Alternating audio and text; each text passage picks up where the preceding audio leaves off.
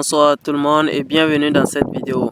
Dans la vidéo d'aujourd'hui, je vais essayer de vous montrer comment faire ces animations uniquement avec du HTML CSS. Ok, j'ai créé deux fichiers CSS ici et HTML. Pour le HTML, j'ai juste mis la structure de base d'une page HTML tout simplement.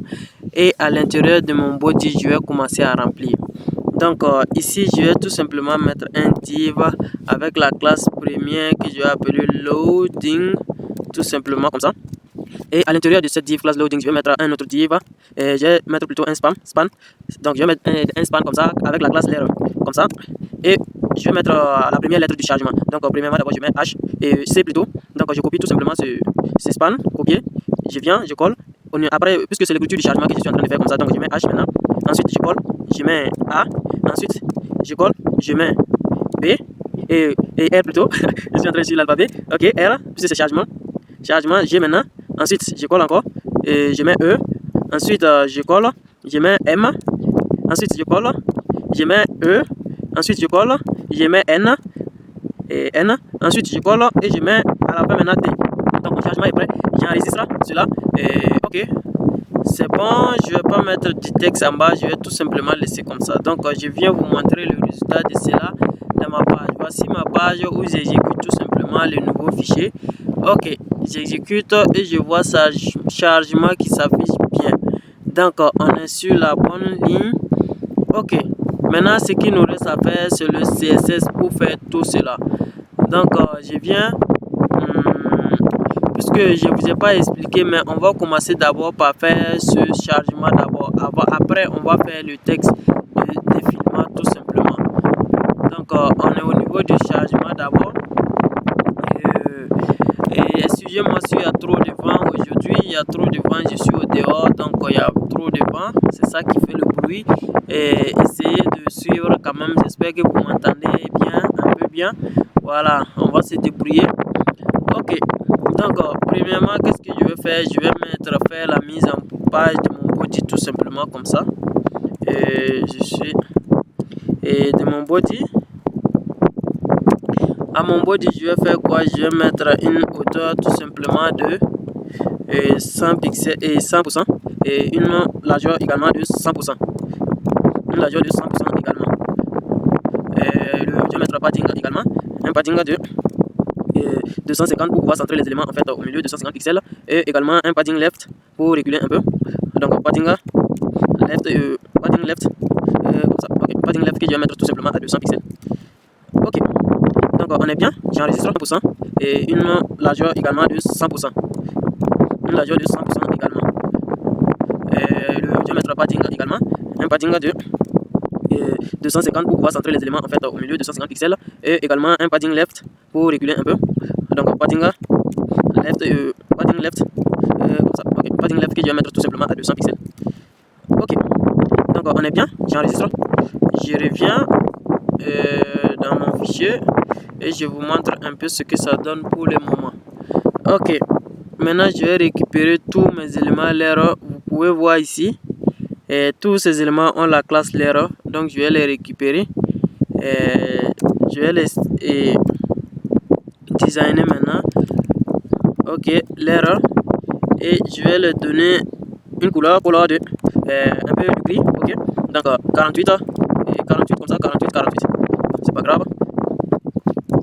Ok, 48. Ensuite je vais tout simplement donner un font size pour augmenter le caractère, la taille des caractères tout simplement, un font size de 80 pixels tout simplement. Un layer spacing tout simplement. Ok, et layer spacing que je vais mettre tout simplement 15 pixels pour écarter un peu les lettres. Ensuite un margin bottom et margin bottom tout simplement que je vais mettre à 150 pixels. Et enfin je vais mettre tout simplement mon animation tout simplement que je vais appeler tout simplement charge. Je vais appeler mon animation charge et il va durer 1.2 secondes. Je crois que c'est bon. 1.2 secondes, linéaire et puis infinite. Et infinite c'est comme ça. Ok, j'enregistre. Je viens vous montrer ce que ça donne pour le moment. Ok, mon texte est bien en grand. Tout marche bien. Ok, maintenant on va s'occuper de notre animation maintenant. Le texte est bien grand, les espaces, tout est bien respecté. On va s'occuper maintenant de notre animation. Voici le nom de l'animation qu'on a donné ici. Et on a dit elle doit durer 1.2 secondes et on a donné les caractéristiques linéaires et à l'infini. Ça veut dire que ça ne sera pas bloqué et revenir en arrière, ça sera à l'infini. Donc pour s'occuper de notre animation, on va faire tout simplement keyframe. Ok, et on met le nom de notre animation comme ça. Je vais vous montrer comment on fait ça dans la vidéo précédente. N'hésitez pas à aller suivre pour ceux qui ne vont pas comprendre certaines choses ici. Ok, d'accord. Je veux que premièrement on va essayer de faire le texte sous forme d'un texte qui bombe et qui redescend. Vous allez comprendre. Color, ok. Color, on va mettre un peu comme du jaune. C'est du combien là? Je pense que c'est du FF et 900. Ok, c'est ça. Et box shadow qui va permettre au texte en fait de gonfler. Et 0, 0. Et enfin on met 7 pixels tout simplement. Ok, 7 pixels là, est-ce que ça va? Ou bien je vais mettre un, je sais pas. On va voir. Je crois que c'est bon, non? Ou bien c'est trop grand, je sais pas. Ok, je mets 1 pixel. Ok. Parce que je veux pas que le gonflement soit trop visible. Ok, je crois que c'est bon comme ça. Ok, ce qu'on va essayer de faire maintenant. Ce qu'on va essayer de faire, c'est que ça c'est à 0%. Maintenant à 90% avant la fin. 90%. On veut que tout redevienne à la normale. Parce que le texte va gonfler à 90%. On veut que ça redevienne à la normale. Donc, color. J'ai expliqué tout cela dans la vidéo précédente. Donc, n'hésitez pas à aller suivre vraiment. Parce que, ok, box shadow. Puisque on veut que ça redevienne à la normale. Donc, je vais mettre tout simplement non ici. Comme vous pouvez le voir, ça revient à la couleur normale et qui est 48 et le box shadow repart et ça redevient à la normale. Donc voici ce que ça donne. Voilà, ça devient jaune avec un gonflement et ça redevient normal après. Ok, donc c'est bon pour cela d'abord. Maintenant, qu'est-ce qu'on va faire? On va s'occuper de l'intérieur. On veut que chaque chiffre s'allume l'une après l'autre. Vous voyez? Parce que si on part dans le projet ici, vous voyez que bon, ça s'allume après lui, et c'est ça qui donne l'effet de chargement en fait. Donc on va s'occuper de ça, et pour ce faire, tout simplement on va récupérer nos layers tout simplement, et premièrement d'abord le NTH du premier. Donc le premier layer on va récupérer et on va lui donner tout simplement les délais de l'animation et animation delay.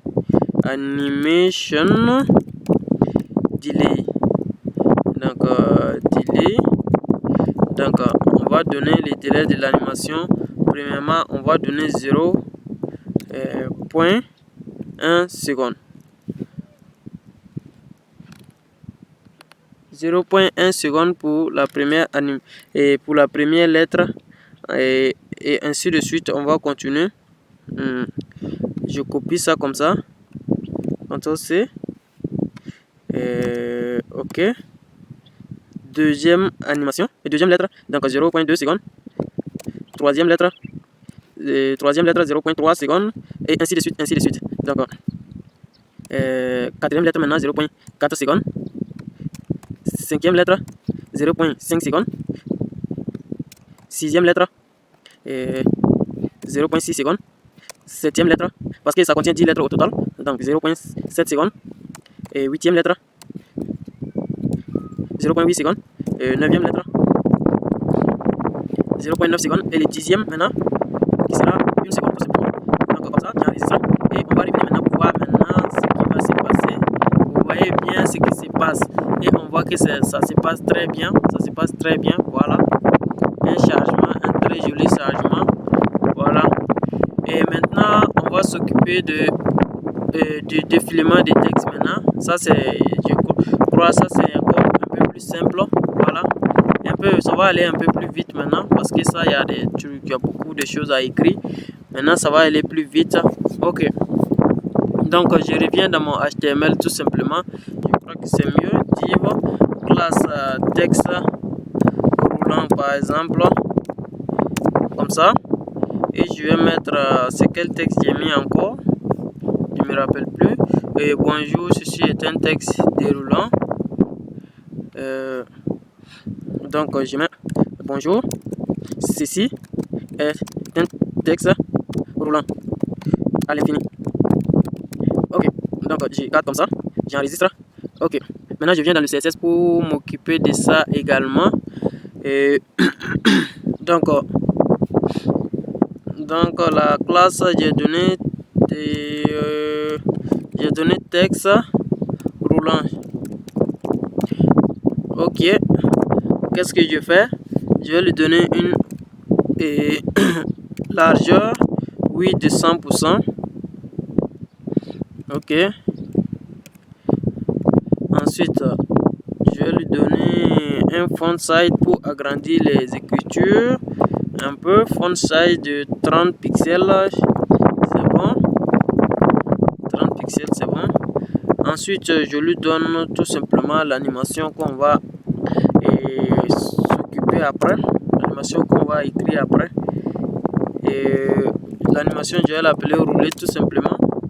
Et ça va durer 5 secondes. Et les propriétés, c'est linéaire tout simplement et infinite. Donc ça va rouler à l'infini. Linéaire, infinite, comme ça. Ok, c'est bon. Ok, comme d'habitude, les keyframes maintenant pour nous occuper de l'animation. Mais avant, on va voir d'abord si notre texte est bien affiché. Ok, mais ici je me suis trompé, c'est l'apostrophe. J'ai mis. Ok, c'est bon. Maintenant, occupons-nous de notre animation tout simplement. Par keyframe et rouler. Le nom de l'animation qui est roulé. Et à 0% tout simplement. À 0% comme ça. On veut que le texte soit transformé. Transforme. Et se transforme. Et que ça fasse une translation. Translate suivant X. Que sa translation X pour aller à moins 100%. Donc ça sort carrément de 100% pour repartir, mais en arrière tout simplement. Donc maintenant à 100%, qu'est-ce qui va se passer? On veut que ça part maintenant à 100%. Donc ça c'est à droite. Donc transforme encore. Transforme. Translate. Suivant X encore. Et là maintenant ça part à 100%, c'est-à-dire ça sort vers la droite tout simplement. Donc c'est ce qui va créer l'effet de roulement pour rentrer à droite, sortir à gauche, sortir, bon voilà, voici.